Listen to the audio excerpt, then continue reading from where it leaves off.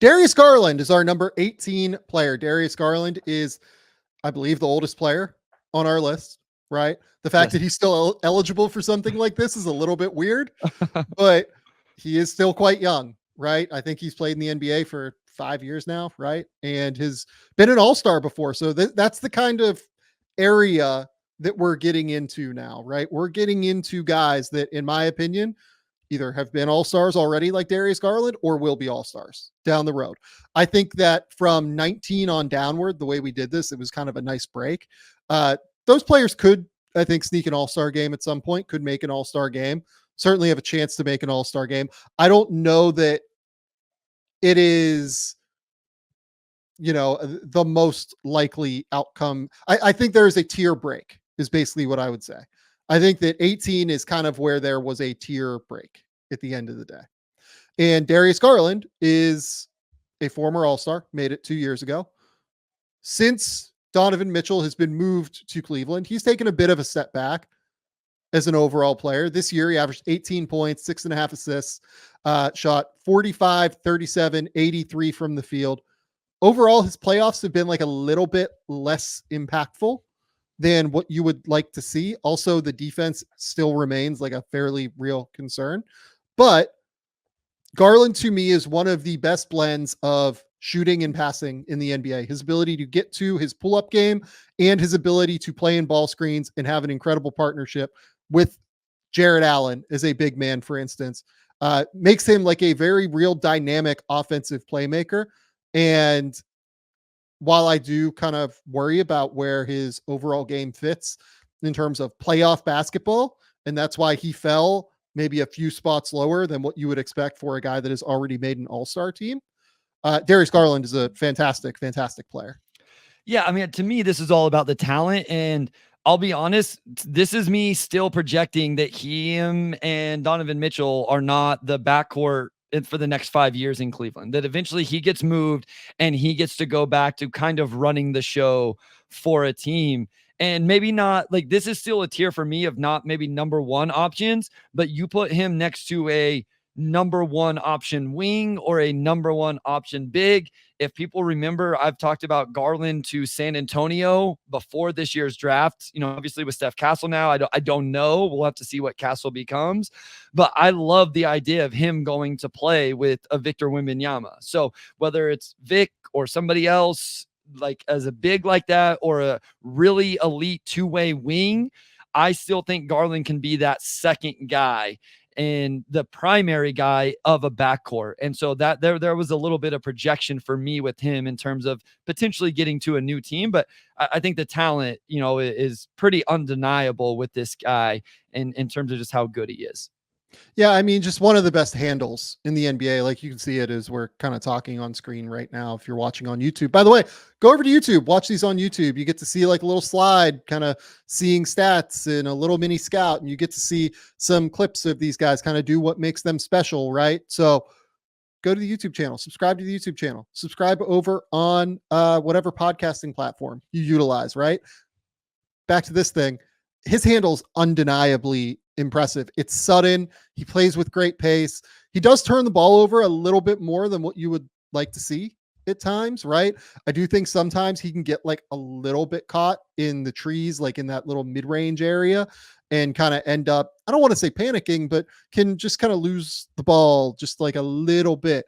But the handle when he's in the open court and when he has like a little bit of time to operate is so sudden, so quick, and kind of vicious in terms of what he's capable of doing to break down defenders off the bounce. He's a real guy that can, hammer mismatches against bigs in a substantial way. Like he's just so quick and bursty with that handle where it's really, really difficult. In terms of the defense, this is probably where the biggest kind of concern is, I guess. Sure. Yeah. I have felt like he has really struggled. Now, part of that is that he just isn't great defensively in ball screens. Part of that also is that he's playing with like undersized, guards and wings around him a lot of the time. Playing next to Donovan Mitchell means that there isn't somebody to take that crazy difficult perimeter assignment all the time. Like Isaac Okoro has to take the awesome, wing players a lot of the time.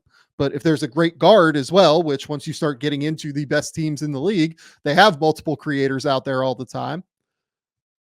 I think that you have to build a very specific team around Darius Garland. Sure. And that's kind of where this list gets difficult for me, right? Yeah. I think Darius Garland is more naturally gifted probably as a playmaker than some of the guys ahead of him on this list. But when you think about building a team around that, you really have to have a great rim protector, and it's hard to find great rim protectors who can shoot. You have to have probably multiple great defenders who can also score, one of whom has to be a pretty real offensive like playmaker and secondary ball handler as well. It just becomes a little bit it's slightly more difficult. Garland is this incredibly dynamic offensive player and is really, really valuable. It's just when you get into smaller players, I do think that you start to have some diminishing returns on what a player can be. Yeah, I mean, I agree with that. I think as we get through this, I think I know for my rankings, especially as I started to break tiers or within tiers, I tried to rank players who I thought had real two-way value higher than guys that were just maybe elite offensively, or guys who I thought maybe could eventually get to real two-way value, or the size, those type of things. I think that's important. It just flat out, Sam, it makes it easier to build around them. And right now, for the majority of the guys we're talking about, I don't think anybody left are guys we think are just going to be role players. I don't think they're just role players, right? I think we kind of ended off with Suggs on the last episode. And like you said, that was a good spot. I don't think we'd have any of these other guys ranked where they are if we don't think they're number one, number two type options, over the next 5 to 7 years. And it's just easier to build around ones whenever they can play it on the other end of the floor. So, I looked through my notes, like I mentioned, I'll try to stop mentioning it every time, but very little defensive comments as I was through guard. The ball handling came up a lot, and how he navigates secondary defenders with the ball handling and the creativity and shot making and all of that. But yeah, defensively, he's going to have to be insulated a little bit. Yep.